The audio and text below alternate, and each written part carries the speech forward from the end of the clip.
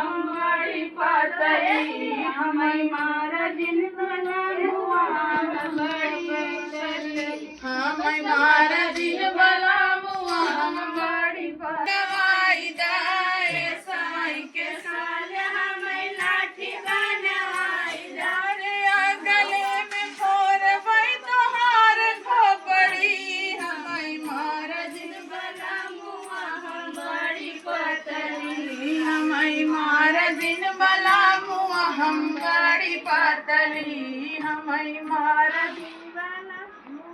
हम बड़ी पतली ए समय के साल हमका खुरपी बनवाई दाए समय के साल हमें खुरपी बनवाई अरे अगले नीरव भाई हम तोहार जोनरी हमें मारा दिन बला मुआ हम बड़ी पतली हमें मारा दिन बला मुआ हम बड़ी पतली बला मुआ हम बड़ी पतली हमें मारा दिन बला मुआ हम बड़ी पतली हमें मारा दिन बला मुआ हम बड़ी पतली हे समय के साल हम कफर सब नवाई दाए जब आज समय के साल रहे पुरबू के दसवा हम देवरा जात रहे पुरबू के दसवा देवर हो पिछवा से अमई तोहर भैया देवर हो पिछवा से अमई तोहर भैया देवर हो पिछवा से अमई तोहर भैया देवर हो तो उनके देवरा खाते रहे पनवा सो पड़िया हम देवरा खाते रहे पनवा सो पड़िया देवर हो चुनवा चटई तोहर भैया देवर हो चुनवा चटई तोहर भैया देवर हो चुनवा चटई तोहर भैया देवर हो चटई तोहर भैया देवर हो चुनवा चटई तोहर भैया देवर हो चुनवा चटई तोहर भैया देवर हो चुनवा चटई तोहर पुरबू के दसवा हम देवरा जात रहे पुरबू के दसवा देवर हो पिछवा से आए तोहर भैया देवर हो पिछवा से आमई तोहर भैया देवर हो पिछवा से आमई हम देवरा खाते रहे पुड़िया मिठैया हम देवरा खाते रहे पुड़िया मिठैया देवरा हो तो नवा चटई तोहर भैया देवर हो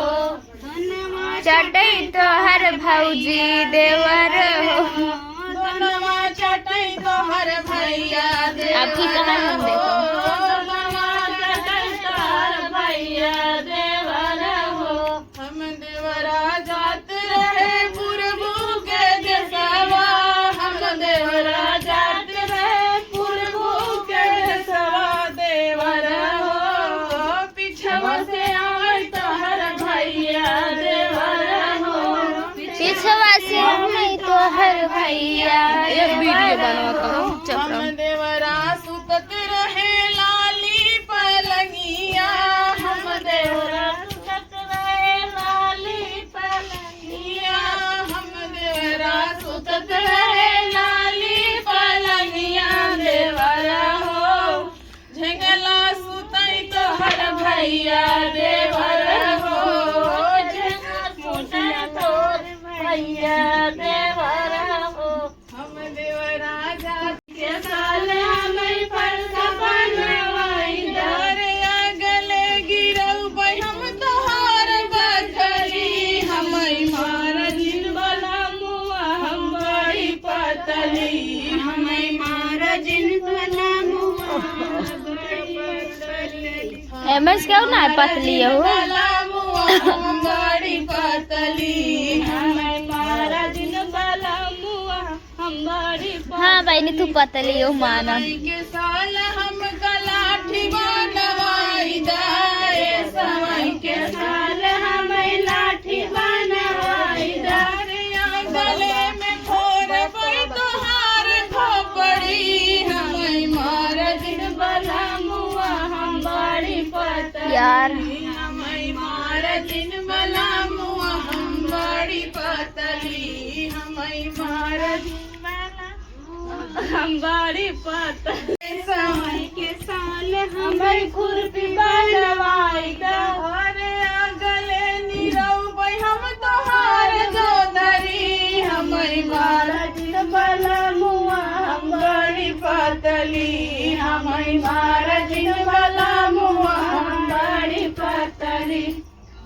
चाची टेंशन नहीं कर हम तोर बिया में ही गायक नाचब